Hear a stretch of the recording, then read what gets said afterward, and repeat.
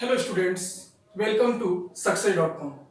मैं आलोक सिन्हा आज आप लोगों के लिए ज्योग्राफी का सीरीज क्लास स्टार्ट करने जा रहा हूं। पिछले कुछ दिनों से मैंने वीडियो नहीं बनाया, जिसका कारण कहीं ना कहीं व्यवस्थाओं में कुछ कमियां थी, जिससे मैंने सुधार करने का प्रयास किया और उम्मीद करता हूं कि आज से आप लोगों का विजिबिलिटी क्लियर होना चाहिए। आज मैं बात करने जा रहा हूं ज्योग्राफी।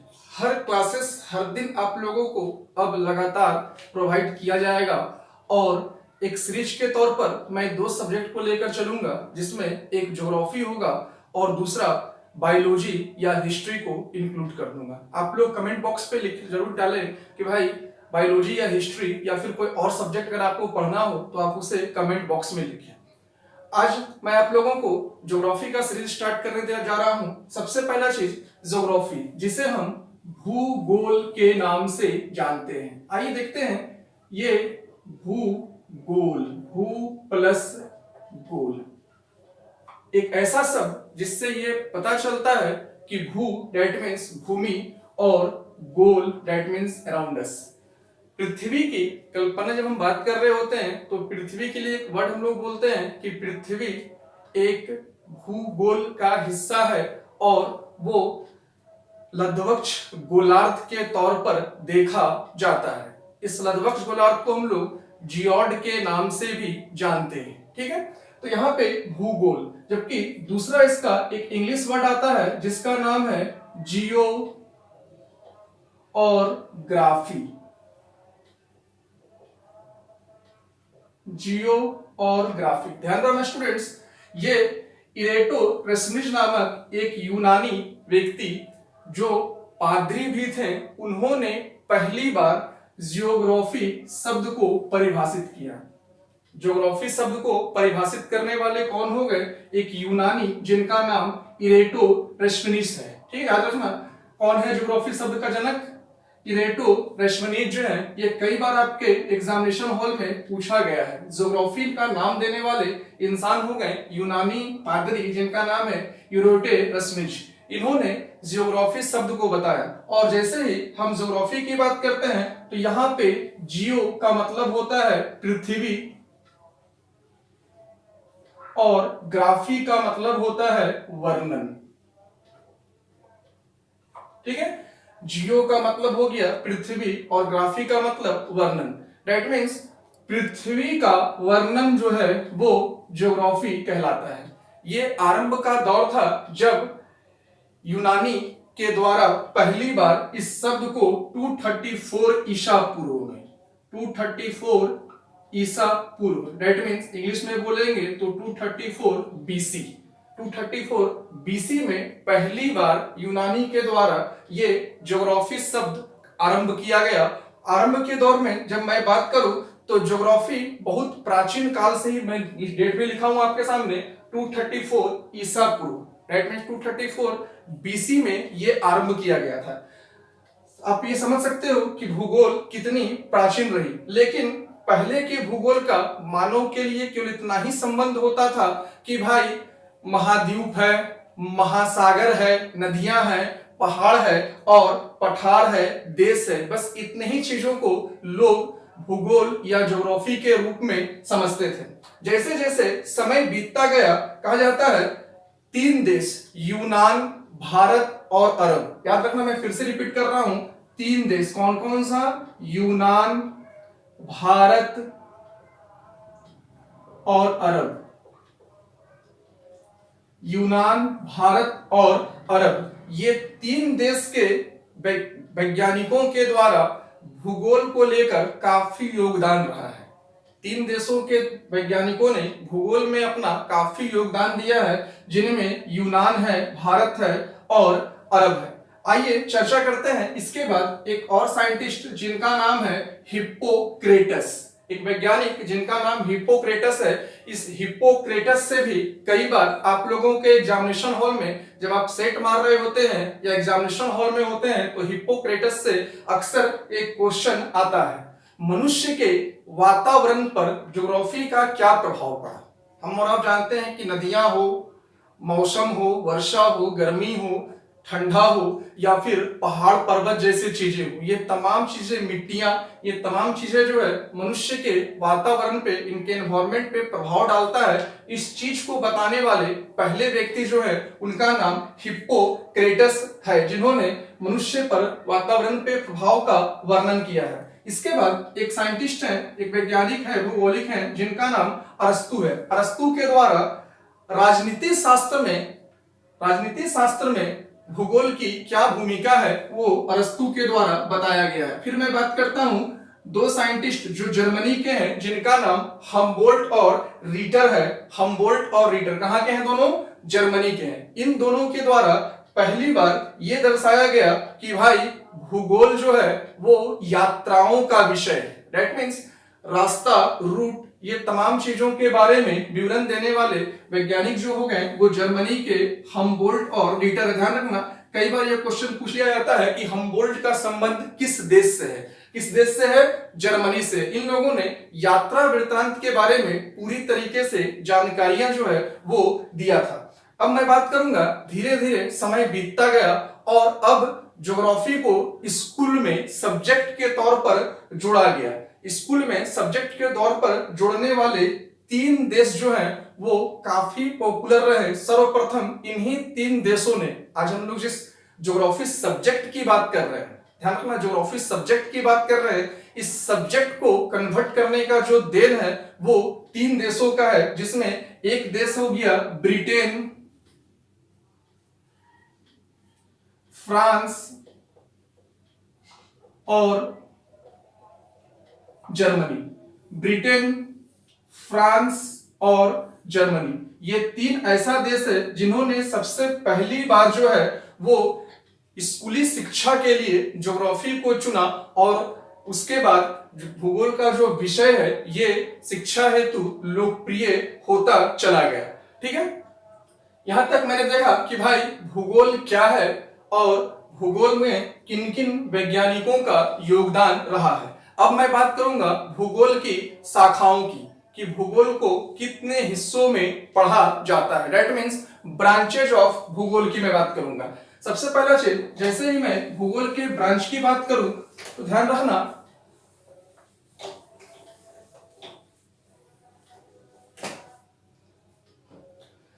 ब्रांच ऑफ ज्योग्राफी,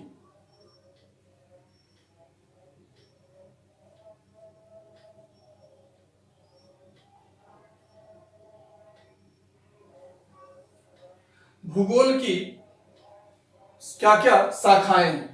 हम लोग भूगोल को 3 हिस्सों में बांटते हैं, जिनमें एक हिस्सा कहलाता है हम लोगों का भौतिक भूगोल,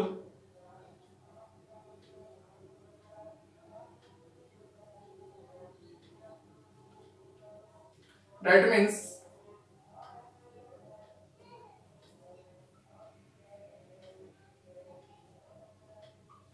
फिजिकल ज्योग्राफी। दूसरा हम लोगों का कहलाता है मानव भूगोल,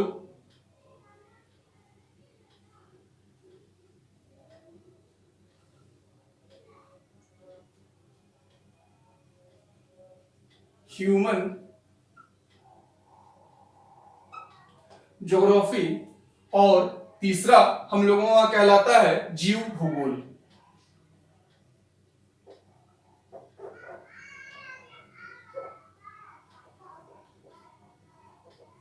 दैट मीन्स बायो ज्योग्राफी। ये 3 शाखाओं में हम लोग ज्योग्राफी को बांटते हैं।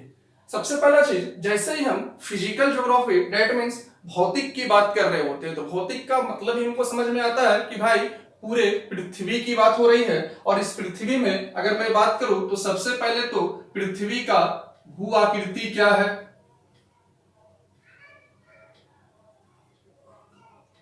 भू आकृति के बारे में हम लोग पढ़ते हैं कि इसकी भू आकृति क्या होती है। दूसरा, पृथ्वी पे हम लोग महसूस करते हैं कि क्लाइमेट चेंज होता है, दैट मीन्स जलवायु का क्या प्रभाव होता है, हम लोग इस वर्ड को देखते हैं। तीसरा, समुद्र। चौथा, जल। ठीक है, इसके बाद हम लोग जीव एवं वनस्पति की बात पृथ्वी पर करते हैं।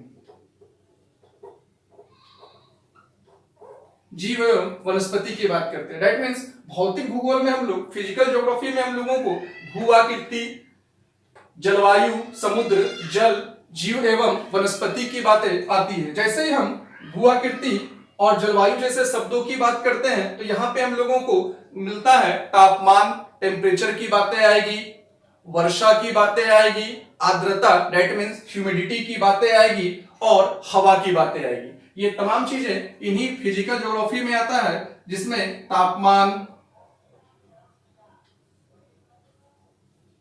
वर्षा, आर्द्रता, ठीक है, और पवन दैट मीन्स हवा जैसे चीजों का जो स्टडी हम लोग करेंगे वो हम लोगों को कहलाएगा क्या, फिजिकल ज्योग्राफी। क्योंकि मैं आज पूरा का पूरा पहले ये क्लियर कर देना चाहता हूं कि भाई ज्योग्राफी हम लोग पढ़ रहे हैं, ज्योग्राफी है क्या और किन चीजों का अध्ययन जो है हम लोगों के ज्योग्राफी में जुड़ता है। ठीक है, अब मैं बात करूंगा दूसरा सेक्शन जिसका नाम है मानव भूगोल। हम जानते हैं कि भाई विश्व की अर्थव्यवस्था में भूगोल का बहुत बड़ा महत्व होता है। दैट मीन्स यहां पर ह्यूमंस में एक वर्ड हम लोगों का आएगा, पहला आएगा हम लोगों का आर्थिक बातें, क्योंकि चाहे वो मैन्युफैक्चरिंग की बात हो, चाहे वो एग्रीकल्चर्स की बात हो, अगर मैं बात कर रहा हूं मिनरल्स की या फिर मैं फूड्स की बात करूं तो ये तमाम चीजें आर्थिक व्यवस्था को दर्शाता है, इसलिए इसे ह्यूमन सेक्शन में, आर्थिक सेक्शंस में डाला गया है। इसके बाद संस्कृति, मैं और आप जानता हूं कि भाई भूगोल एक ऐसा शब्द है कि इंसान के कल्चर जो होते हैं वो भूगोल पर काफी निर्भर होता है। अगर मैं अपने ही देश की बात करूं तो आप और हम ये भली भांति समझ पाते हैं कि चाहे वो पूर्वी भारत हो, उत्तरी भारत हो, पश्चिमी भारत हो या दक्षिणी भारत हो, खान पान हो, रहन सहन हो, ये तमाम चीजें कहीं ना कहीं ज्योग्राफी पे निर्भर करता है। हम देखते होंगे कि भाई पहनावा ओढ़ावा भी अगर हम लोग देखें तो भूगोलिक स्थितियां उस भूभाग की क्या है, इस चीज पर वहां की संस्कृति में, चाहे वो पहनावा ओढ़ावा की बात की जाए, रहन सहन की बात की जाए, खान पान की बात की जाए, ये तमाम चीजें वहां की संस्कृति जो है वो मानव भूगोल और भूगोल के हिस्से पर ही आता है। थोड़ी सी एग्जांपल मैं दे सकता हूं, आप लोग समझ सकते हो कि जब मैं बंगाल की बात करता हूं तो मैं बोलता हूं मछली और भात की बात आती है। जब मैं दक्षिण भारत पहुंच जाता हूं तो वहां पे इडली, बड़ा और डोसा की बात होती है, क्योंकि चावल अधिक उत्पादित हो रहा होगा। लेकिन जैसे मैं पंजाब पहुंचता हूं तो भाई मक्के दी रोटी और सरसों दा साग का बात करता हूं, क्योंकि वहां पे मक्का और सरसों का फसल अच्छा होता है। इसी तरीके से भिन्न भिन्न क्षेत्रों में अगर मैं पहनावे की बात करूं तो अलग अलग जगहों पर हम अपने भारत में ही ये महसूस कर पाते हैं कि अलग अलग जगहों पर अलग अलग पहनावा या फिर ट्रेडिशनल ड्रेसेस जो होती हैं उन लोगों का अलग अलग होता है। तो ये तमाम चीजें संस्कृति का हिस्सा है और ये मानव भूगोल से जुड़ा हुआ होता है। इसके बाद मैं बात करूंगा ऐतिहासिक स्थितियां, ठीक है। इसके बाद मैं बात करूंगा इसमें राजनीतिक चीजें, राजनीतिक बातें। देखो मैंने अभी आपसे कहा था आर्थिक में हम लोगों को क्या आ जाएगा, एग्रीकल्चर से हम लोग जुड़ जाएंगे। संस्कृति और आर्थिक में हम लोगों को क्या आ जाएगा, उद्योग से हम लोग जुड़ जाएंगे। ऐतिहासिक के तौर पर मैं बात करूं तो यहाँ पे परिवहन से जुड़ जाएंगे, क्योंकि कई रास्तों की खोज ऐतिहासिक पृष्ठभूमियों से जुड़ा हुआ है। इसके बाद मैं बात कर लूंगा भाई राजनीतिक का, तो यहाँ पर व्यापार, चाहे वो व्यापार समुद्री मार्ग का हो या फिर व्यापार हवाई जहाज, हवाई मार्ग का हो या फिर सड़क मार्ग का हो, ये तमाम चीजें हम लोगों की राजनीतिक स्थितियों को दर्शाता है। ठीक है, तो यहाँ पे मानव भूगोल में हमने क्या देखा, आर्थिक स्थितियां, सांस्कृतिक कॉन्सेप्ट, ऐतिहासिक कॉन्सेप्ट और परिवहन, जिसके तहत कृषि, उद्योग, राजनीतिक के बाद व्यापार, परिवहन, ये तमाम चीजें जो है वो मानव भूगोल से जुड़कर सामने आता है। अब मैं बात करूंगा तीसरा जीव भूगोल, जिसमें एक वर्ड आता है हम लोगों का वनस्पति मंडल।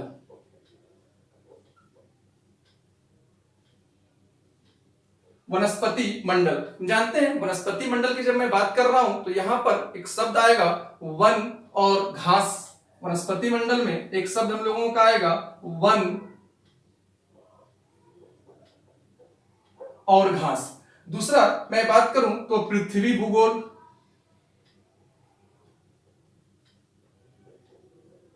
या फिर इसके लिए एक वर्ड हम लोग और बोल सकते हैं, पृथ्वी भूगोल ना बोलकर यहां पे हम बोल सकते हैं प्राणी भूगोल। ठीक है। तीसरा एक आएगा हम लोगों का इकोलॉजी सिस्टम,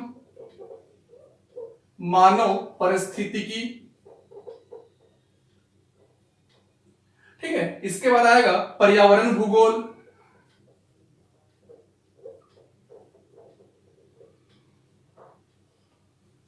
और द्वितीय श्रेणी में हम लोगों का इसी जीव भूगोल में आता है जो हम लोगों का होता है जीव जंतु और सूक्ष्म जीवाणु।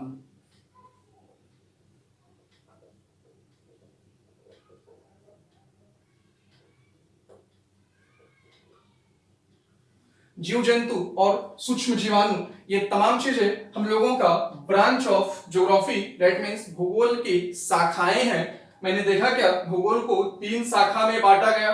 पहला फिजिकल ज्योग्राफी, दैट मीन्स भौतिक भूगोल। दूसरा ह्यूमन ज्योग्राफी, दैट मीन्स मानव भूगोल।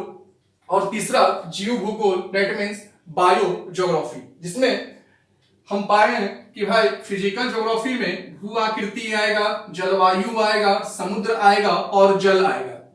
इसके तहत तापमान की बातें आती है, वर्षा की बातें आती है, आर्द्रता की बातें आती है, पवन की बातें आती है। ठीक है। फिर हमने देखा क्या कि ह्यूमंस में आर्थिक बातें आती है, सांस्कृतिक, ऐतिहासिक और राजनीतिक। इन चारों में कृषि, उद्योग, परिवहन और व्यापार आता है। इसके बाद हमने पाया क्या कि भाई जीव भूगोल में वनस्पति मंडल का 2 पार्ट है, जिसमें एक वन और दूसरा घास है। फिर प्राणी भूगोल है, मानव परिस्थितिकी है, जिसको हम लोग बोलते हैं इकोसिस्टम्स। और उसके बाद पर्यावरण, इन्वायरमेंटल ज्योग्राफी है, और जीव जंतु और बैक्टीरिया की बातें यहां पर आती है। स्टूडेंट्स, आज हमने आप लोगों को ज्योग्राफी का सीरीज का पहला क्लास में ज्योग्राफी क्या है, ज्योग्राफी के बारे में किन किन लोगों ने आरंभ बताया और ज्योग्राफी की शाखाएं क्या है, इन चीजों पर मैंने चर्चा किया। उम्मीद करता हूं आप लोगों को क्लास अच्छा लगा होगा। और जहां तक बात रही, मैंने आपसे तुरंत कहा था क्लास शुरू होने से पहले कि मैं लगातार 6 डेज आप लोगों को क्लास प्रोवाइड करूंगा, जिसमें जीएस को मैं 2 पेपर्स को पढ़ाऊंगा। एक तो ज्योग्राफी का सीरीज चलेगा, दूसरा या तो बायोलॉजी या फिर हिस्ट्री को आरंभ करूंगा। आप कमेंट करके जरूर बताएंगे कि आपको सेकेंड जीएस में हिस्ट्री पढ़ना है या फिर बायोलॉजी को पढ़ना है। उसी आधार पर मैं सेकेंड जीएस को शुरू करूंगा। आप लोगों के लिए मैथ्स के क्लासेस का भी आरंभ जो है आपके यूट्यूब चैनल्स में, इसी चैनल में आप लोगों को दिया जाएगा, जिससे आपका सीसेट हो या फिर रेलवे या एसएससी या बैंक जैसे एग्जामिनेशन हॉलों में तमाम मैथ्स की समस्याएं भी आप लोगों की इसी चैनल्स के माध्यम से खत्म करने का मेरा पूरा प्रयास रहेगा। स्टूडेंट्स, जमकर पढ़ो और कुछ अच्छा करने का ठानो, क्योंकि जिद से बड़ा कुछ भी नहीं होता है। आपके आधार पर ही आपके अंदर तमाम शक्तियां मौजूद हैं, जिससे आप अपनी सफलता को प्राप्त कर सकते हैं। जहां तक हम लोगों की बात है, हम लोग हर दिन प्रयास कर रहे हैं कि आप लोगों के लिए बेटर क्लासेस को प्रोवाइड किया जाए। धन्यवाद स्टूडेंट्स। जय हिंद, जय भारत।